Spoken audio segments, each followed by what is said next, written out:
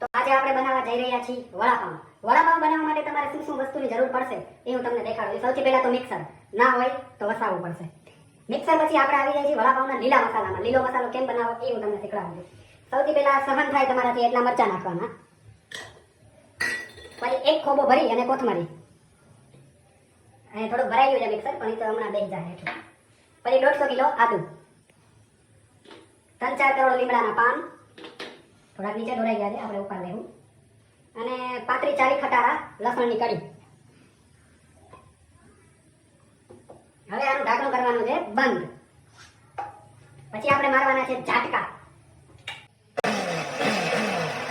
Oh my God, આપણાથી થોડીક ભૂલથી ઢાંકણું તૂટી ગયું છે. મમ્મી મારે એની પહેલા કંઈક રિપેર કરી દઈએ. યાર કેમ થાય, સોરી થઈ ગયું.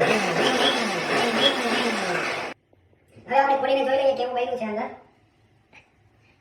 આ તો ચટણી થઈ ગઈ છે.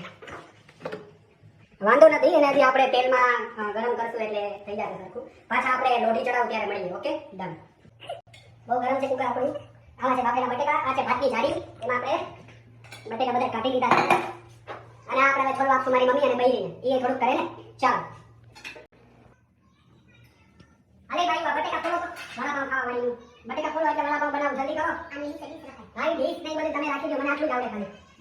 આપણે પાછા રેસીપીમાં આવી જઈએ. આપણા બટેકા છોડાઈને આવી ગયા છે. આ છે બટેકા દાબવાનું. જેમ મારી બૈરી મને દબાવે છે એમ હું આનાથી બટેકા દબાવું.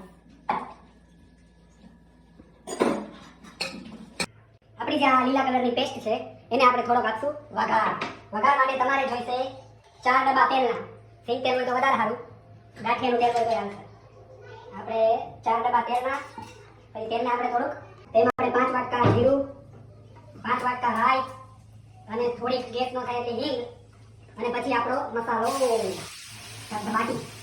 આ આપણે જ્યાં સુધી મસાલાનો મગજ ના જાય અને ગરમ ન થાય ત્યાં સુધી આપણે એને હલાવી રાખીશું. 2 કલાક આપણો મસાલો સોતળાયા બાદ આપણે એમાં નાખવાની છે 5 વાટકા ધાણા જીરું, 5 વાટકા હળદર, પછી શું હતું વિડીયો જોવો પડશે, સોરી, પછી હતું આપણે ભાઈ જો ભાઈ ચાલુ રાખજો ભૈયા મજા થાય. હા, થોડો ગરમ મસાલો, અને તમારામાં ઓછું હોય એટલું મીઠું, જેટલું તમારામાં ઓછું હોય એટલું નાખવાનું. અમારામાં આટલું હતું એટલે મેં એટલું નાખ્યું.